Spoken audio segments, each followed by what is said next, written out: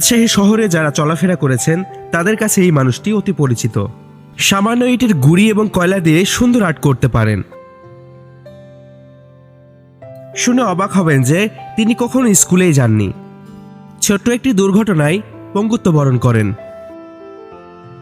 সামান্য ইটের টুকরো এবং কয়লা দিয়েই সুন্দর আর্ট করতে পারেন। বলছি রাজশাহীর চেনামুখ আস্তাক আহমেদের কথা। আপনি পড়াশোনা করেননি? তারপরে তো লেখার ধরন দেখে মনে হচ্ছে যে আর যেগুলো শিক্ষিত মানুষ তার থেকে অনেক সুন্দর।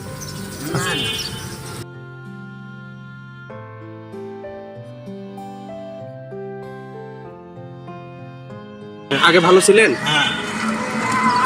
আগে ভালো ছিলেন? আগে দোকান ছিল, চায়ের দোকান। তো এটা এরকম হওয়ার কারণ কি? রোড অ্যাক্সিডেন্ট হয়েছিল, তারপর থেকে এরকম হয়ে গেছেন?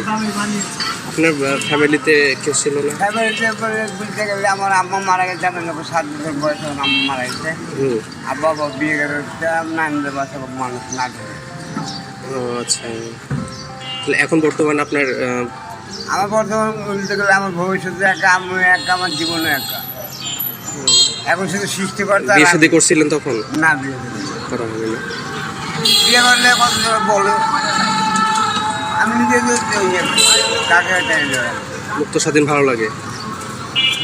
যখন চললে ঢাকায়, চললে চট্টগ্রাম, চললে সিলেট। আপনাকে কোন কোন এলাকাতে চিনে?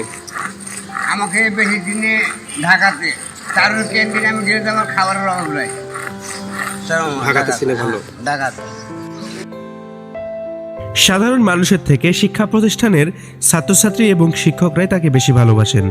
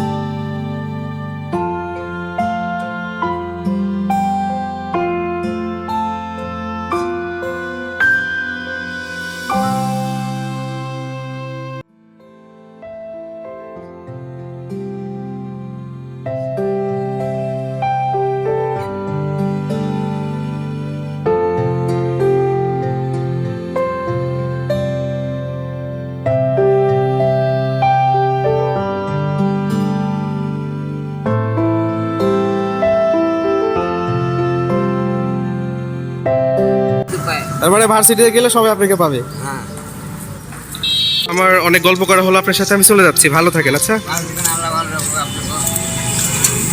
আবার কখনো দেখা হলে কথা হবে। অবশ্যই হবে, কথা হবে না।